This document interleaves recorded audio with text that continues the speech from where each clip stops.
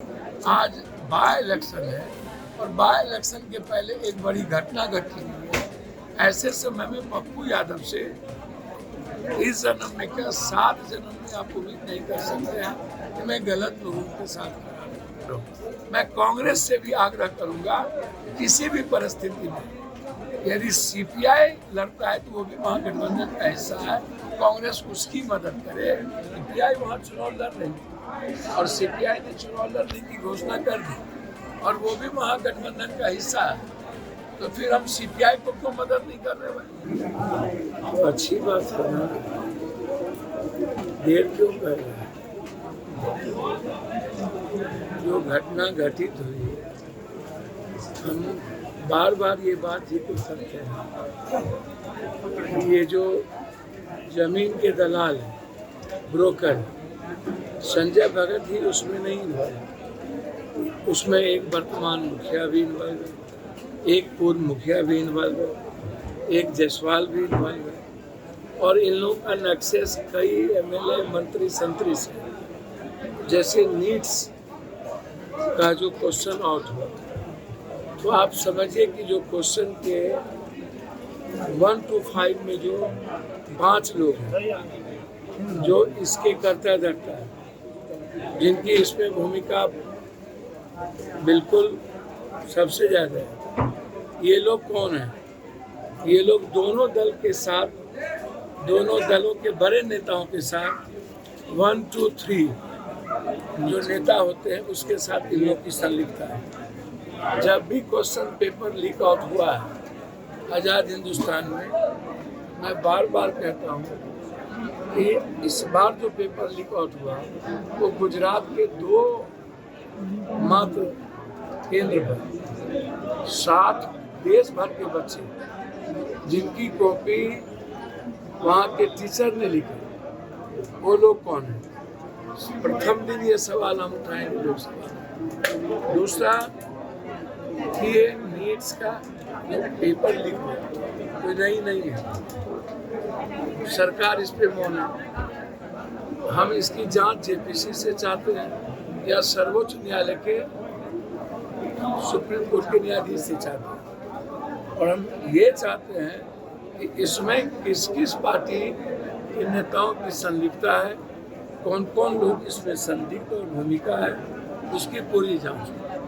तो अपराध में आप यदि अपराधी के बदौलत चुनाव जीतिएगा और अपराधी को ही चुनाव जीतने के लिए हायर कीजिए और अपराधी को ही आप टिकट दीजिएगा, आप कहाँ से गोली मारिए, किसको मारिए?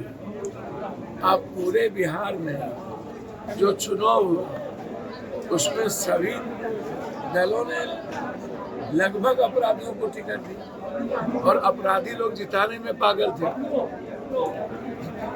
तो आप जो बात कर रहे हैं तो इसकी जांच हम सीबीआई से करा दीजिए। जादूका की मौत आप पूरी सीबीआई से करा दीजिए, पता चल जाएगा। और मुझे आश्चर्य तब होता है जब अपराधियों, अब जैसे किसी विधायक के पुत्र को 5 लाख रुपया या जो बात आई, तो ये कोई नई बात नहीं है।